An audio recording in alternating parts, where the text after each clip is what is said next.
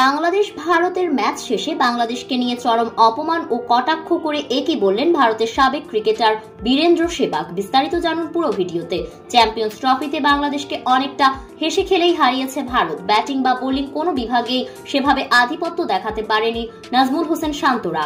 Batting ধসের পর তাওহিদ হৃদয়ের করা দারুণ সেঞ্চুরি বৃথা হয়ে গেছে শুভমান গিলের অনবদ্য ব্যাটিংয়ে। ওপেন করতে নেমে শেষ পর্যন্ত থেকে দলকে জিতিয়ে মাঠ ছেড়েছেন ভারতীয় এই ওপেনার।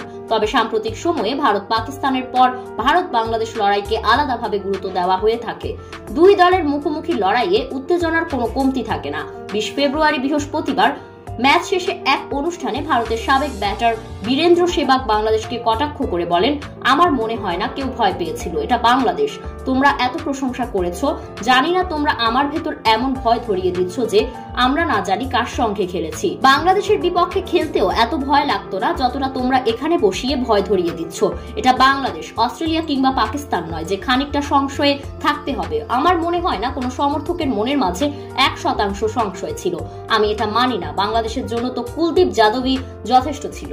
দর্শক, সেহবাগের এমন মন্তব্যকে আপনারা কোন চোখে দেখছেন জানাবেন ভিডিওর কমেন্ট বক্সে। ধন্যবাদ।